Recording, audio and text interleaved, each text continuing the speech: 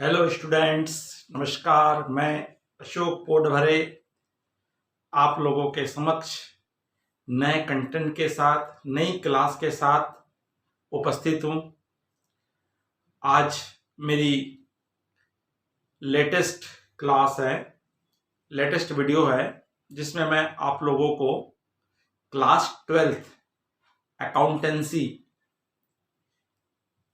CG, CBSE and others board के syllabus के हिसाब से मैं आप लोगों की कंटिन्यूस क्लासेस लूंगा वीडियो के माध्यम से। आज मेरी सेकंड क्लास है। इसके पहले मैंने आपको सिलेबस 12th का डिस्कस किया था। आज मैं आप लोगों को पहला पार्ट बताने जा रहा हूं। आज हम पढ़ेंगे अपनी क्लास का क्लास 12th अकाउंटेंसी का 3 पार्ट में है। Part 1, part A, part B और पार्ट सी। पार्ट ए में है हमारा अकाउंटिंग ऑफ पार्टनरशिप फर्म और अकाउंटिंग ऑफ कंपनी। तो इसका फर्स्ट यूनिट हमारी है अकाउंटिंग ऑफ पार्टनरशिप, साझेदारी फर्म का लेखांकन, जिसमें हम आज फर्स्ट पार्ट पढ़ेंगे साझेदारी फर्मों का लेखांकन आधारभूत सिद्धांत, accounting for partnership firm fundamentals. मतलब साझेदारी है क्या, उसके बेसिक कॉन्सेप्ट क्या है, आज हम इस पे डिस्कस करेंगे। आज की क्लास थ्योरिकल क्लास है। नेक्स्ट क्लास से आपके न्यूमेरिकल्स प्रॉब्लम स्टार्ट होंगे। बच्चों, अगर आप लोग नए हैं, पहली बार इस वीडियो को देख रहे हैं, तो आप तुरंत सब्सक्राइब कर लीजिए और मेरे परिवार के सदस्य बन जाइए और तत्काल आप आइकॉन बेल को पुश कर दीजिए, जिससे कि आगामी आने वाले वीडियो की सूचना आपको तत्काल मिल सके। चलिए स्टार्ट करते हैं क्लास। तो आज की हमारी क्लास का है, सबसे पहले है कि अकाउंटिंग क्या, आपका पार्टनरशिप फर्म क्या है। बच्चों, आपने क्लास 12th में, आप 12th में पहुंच गए हैं। आपने क्लास 11th में जो अकाउंटेंसी पढ़े हैं वो था सोल्ड ट्रेडर्स का, एकल व्यापारी का, सिंगल ट्रेडर्स का, जिसका एक ही स्वामी होता था और जो भी व्यापार का प्रॉफिट या लॉस होता था उसके लिए वो खुद उत्तरदायित्व होता था, खुद जिम्मेदार होता था। अब हम क्लास 12th में पहुंच गए हैं। अब हम अपने व्यापार का विस्तार करना चाहते हैं। जो एकल व्यापारी है वो अपने व्यापार का विस्तार करना चाहता है। तो एक अकेला व्यक्ति अपने व्यापार के विस्तार करने में असक्षम होता है, क्योंकि उसको कैपिटल की आवश्यकता पड़ती है, हैंड्स की आवश्यकता पड़ती है, अधिक से अधिक व्यक्तियों की आवश्यकता पड़ती है। तो ऐसी स्थिति में वो अपने ऐसे साथियों को ढूंढता है जो उसके व्यापार में कैपिटल इन्वेस्ट करने के लिए तैयार हो और अपना समय देने के लिए तैयार होता है। तो ऐसे व्यक्ति आपस में मिलकर के जो व्यापार प्रारंभ करते हैं या व्यापार करते हैं, उस व्यापार को हम क्या कहते हैं? पार्टनरशिप कहते हैं, साझेदारी कहते हैं। हमको 12th में साझेदारी के बारे में ही पूरा विस्तार से पढ़ना है। तो सबसे पहले साझेदारी है क्या, पार्टनरशिप है क्या? हम कह सकते हैं कम से कम 2 और अधिक से अधिक 50 व्यक्ति मिलकर के आपस में किसी लीगल वैध व्यापार को करने के लिए अनुबंध करते हैं, कॉन्ट्रैक्ट करते हैं और आपस में ये तय करते हैं कि हम में से कोई एक या हम सबके द्वारा व्यापार का संचालन किया जाएगा और इस संचालन करने से व्यापार से जो भी प्रॉफिट एंड लॉस होगा उसको आपस में विभाजित किया जाएगा, आपस में डिस्ट्रीब्यूट किया जाएगा। इस उद्देश्य से अगर कोई भी व्यापार किया जाता है तो उस व्यापार को हम क्या कहते हैं? पार्टनरशिप कहते हैं, साझेदारी कहते हैं। तो इस संबंध में भारतीय साझेदारी अधिनियम, पार्टनरशिप एक्ट 1932 धारा 4 सेक्शन 4 के अनुसार कहा गया है कि साझेदारी उन व्यक्तियों के बीच एक संबंध है। तो पार्टनरशिप क्या है? कुछ व्यक्तियों के बीच में एक रिलेशंस है, एक रिश्ता है, जिन्होंने किसी ऐसे व्यापार के लाभों को बांटने का समझौता किया है। और ये पार्टनर्स थे, ये व्यक्ति थे, ऐसे कोई भी वैध व्यापार, लीगल बिजनेस को कोई जो भी उससे प्रॉफिट होगा उस प्रॉफिट को आपस में डिस्ट्रीब्यूट करने के लिए क्या किए हैं, वो एग्रीमेंट किए हैं, जो कि उन सबके द्वारा या उन सब की ओर से किसी एक व्यक्ति के द्वारा भी व्यापार का ऑपरेशन किया जा सकता है, संचालन किया जा सकता है। जैसे ही हमारे किसी व्यक्ति के बारे में, हम किसी के बारे में जानना चाहते हैं तो उसके कैरेक्टरिस्टिक्स, उसकी विशेषताओं से, उस व्यक्ति संबंधित संस्था से हो या संबंधित व्यक्ति के बारे में हमको संपूर्ण जानकारी प्राप्त होती है कि उस व्यक्ति में क्या क्या विशेषताएं होनी चाहिए, क्या क्या कैरेक्टरिस्टिक्स होनी चाहिए। तो उसी प्रकार पार्टनरशिप फर्म में कुछ विशेषताएं हैं, कैरेक्टरिस्टिक्स है, क्या क्या हो सकती है। सर्वप्रथम होता है एग्रीमेंट, समझौता। पार्टनरशिप का जन्म ही, बर्थ ही किससे हुआ है, एग्रीमेंट से हुआ है। जैसे ही साझेदार किसी बिजनेस को पार्टनर्स करने के लिए तैयार होते हैं तो सर्वप्रथम उनके बीच में लिखित में, राइटिंग में या मौखिक रूप से, ओरल रूप से क्या होता है, एग्रीमेंट होता है कि हमारे द्वारा कितना कितना कैपिटल लगाया जाएगा, प्रॉफिट को किस प्रकार डिस्ट्रीब्यूट किया जाएगा, बिजनेस का ऑपरेशन कौन करेगा, इन सब के बारे में उनके बीच में आपस में क्या होता है, एग्रीमेंट होता है, समझौता होता है। सेकंड होता है नंबर ऑफ पार्टनर्स, साझेदारों की संख्या। तो किसी भी फर्म के लिए, पार्टनरशिप फर्म के लिए मिनिमम 2 मैक्सिमम 50 कैंडिडेट होना आवश्यक है। कम से कम 2 और अधिक से अधिक 50 व्यक्ति मिलकर के व्यापार करेंगे। तो इसके लिए नंबर कितने हैं, कम मिनिमम 2 मैक्सिमम 50। अगर वो बैंकिंग ऑर्गेनाइजेशंस को रन करना चाहते हैं, बैंकिंग संस्था को संचालित करना चाहते हैं, तो उसके लिए कम से कम 2 और अधिक से अधिक 10 व्यक्ति होना अनिवार्य है, 10% होना अनिवार्य है। बिजनेस, व्यवसाय, तो सर्वप्रथम इनके द्वारा जो भी ये एकत्रित हुए हैं, इकट्ठे हुए हैं, तो इनका मेन ऑब्जेक्ट होना चाहिए, हम ऐसा व्यापार करना है जिसको लीगली, वैध, गवर्नमेंट से मान्यता मिली हो। अगर हम किसी व्यक्ति का मर्डर करने के लिए, कहीं डाका डालने के लिए, चोरी करने के लिए अगर 4 व्यक्ति मिलकर के पार्टनरशिप फर्म बनाते हैं तो वो फर्म मान्य नहीं है। ऐसा व्यापार होना चाहिए जिसको क्या होना चाहिए, शासन के द्वारा मान्यता मिली हो, लीगल होना चाहिए, वैध व्यापार होना चाहिए। शेयरिंग ऑफ प्रॉफिट, तो आपके व्यापार में जो भी प्रॉफिट होगा उस प्रॉफिट का, लाभ का विभाजन किस प्रकार से किया जाएगा।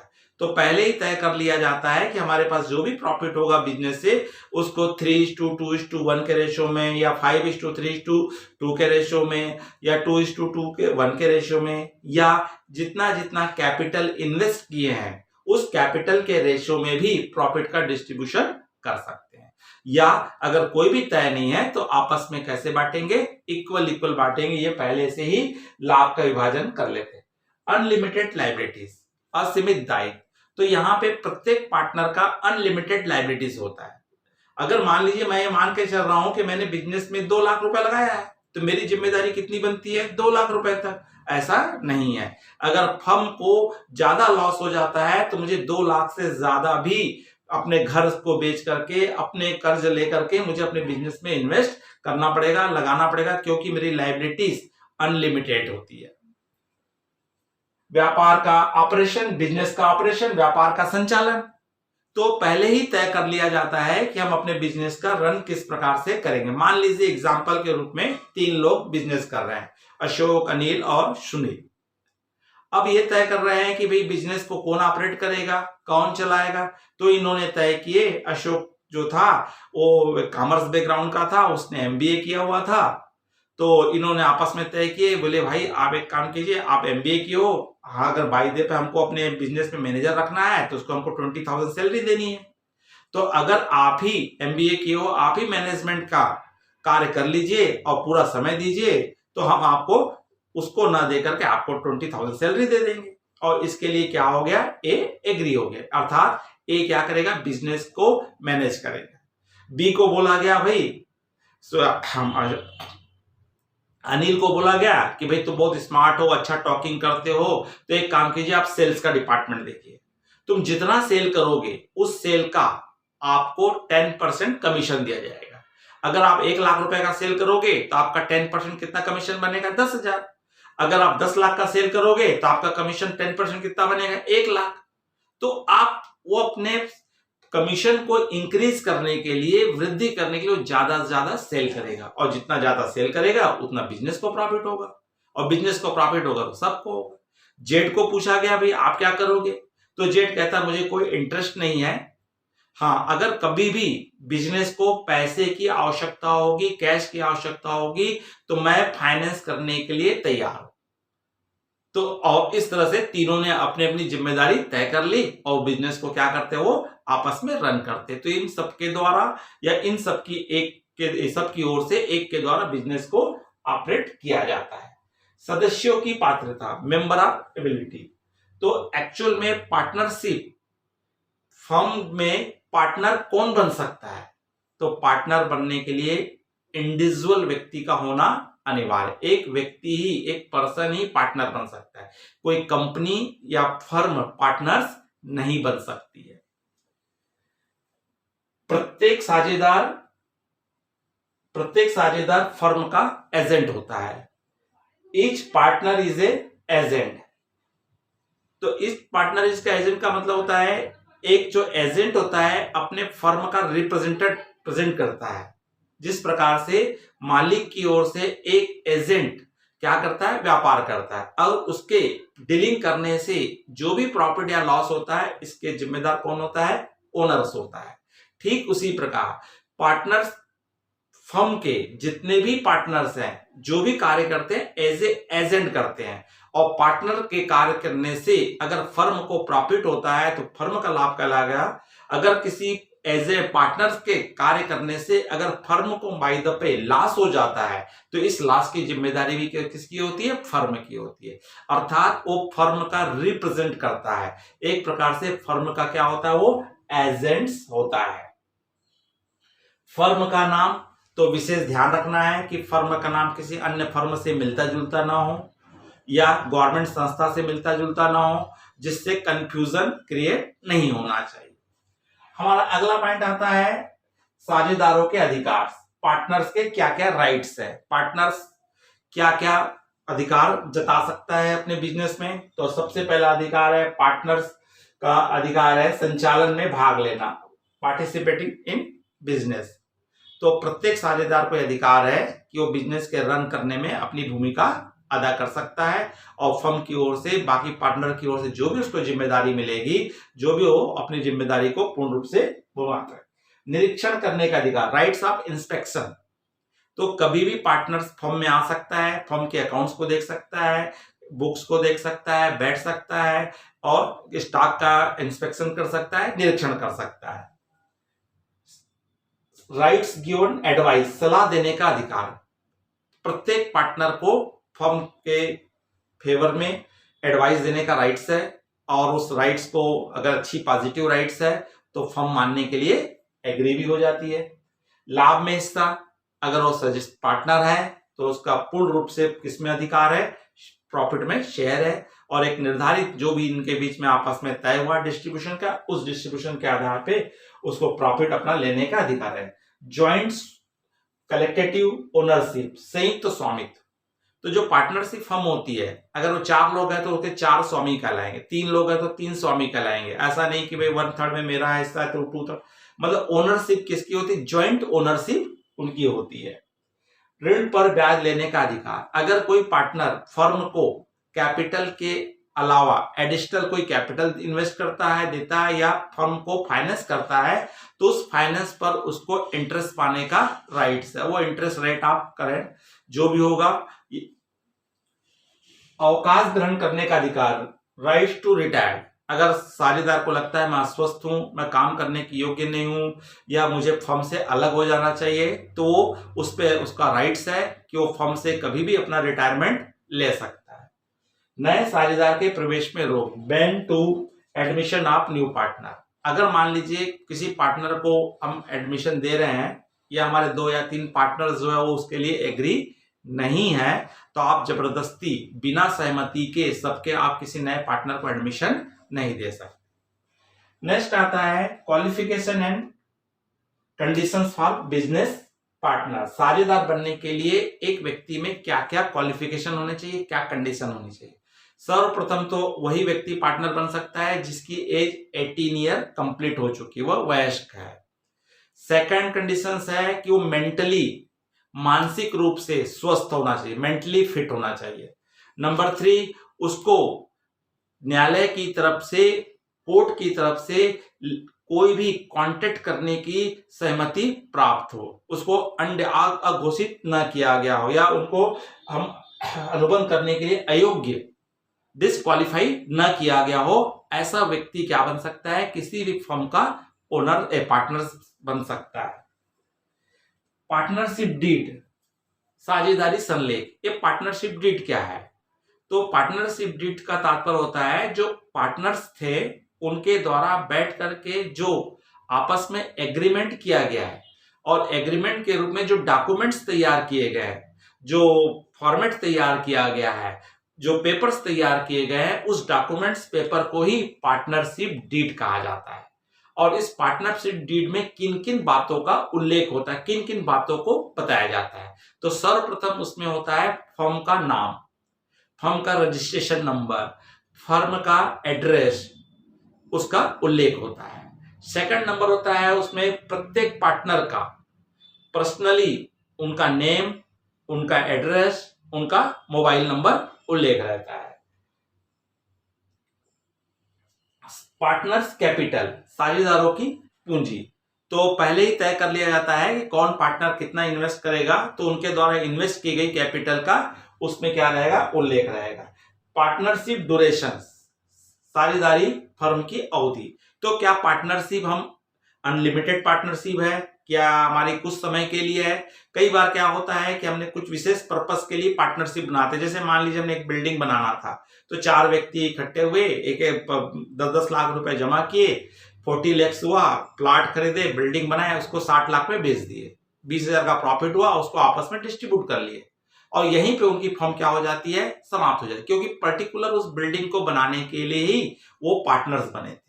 हाँ, अगर वो किसी बिजनेस को, कंटिन्यूस बिजनेस को करने के लिए कर रहे हैं तो वो क्या अनलिमिटेड होती है। फर्म का व्यवसाय, तो पहले ही तय कर लेना है कि आप फर्म का क्या आपका प्रोडक्ट होगा, कपड़े का व्यापार करना चाहते हो कि बुक्स का व्यापार करना चाहते हो कि जो भी आपका प्रोडक्ट है, या किसी सर्विस सेक्टर में आप पार्टनर्स करना चाहते हो, तो आप जो भी प्रोडक्ट है उसको पहले से ही आपको उल्लेखित करना रहेगा। इंटरेस्ट ऑन कैपिटल, अगर कोई पार्टनर्स बिजनेस में इन्वेस्ट किया है तो वो इंटरेस्ट पाने का राइट सकता है, तो किस रेट से उसको इंटरेस्ट दिया जाएगा। अगर कोई पार्टनर अपने स्वयं के लिए बिजनेस से कैश विड्रॉ करता है तो कितनी राशि विड्रॉ कर सकता है, उस पर कितना उसको इंटरेस्ट देना पड़ेगा। अगर पार्टनर के द्वारा फर्म को लोन फाइनेंस किया जाता है तो कितना किया जा सकेगा, उस पे फर्म किस रेट से उसको परसेंटेज देगी। पार्टनर्स अपना प्रॉफिट किस प्रकार से डिस्ट्रीब्यूट करेंगे। अगर पार्टनरशिप में अगर कोई न्यू पार्टनर एडमिशन लेना चाहता है तो उसकी कंडीशंस क्या होगी। अगर कोई पार्टनर रिटायर होता है, फर्म छोड़ के जाता है, तो उसके लिए क्या क्या कंडीशन फॉलो किए जाएंगे। इन सब बातों का जिस डॉक्यूमेंट्स में उल्लेख होता है, लिखा होता है, उसी डॉक्यूमेंट्स को पार्टनरशिप डीड कहा जाता है। और साथ में अगर कोई पार्टनर अपना समय दे रहा है तो समय के बदले में उसको कितना रेम्युनरेशन दिया जाएगा, ये भी तय किया जाता है।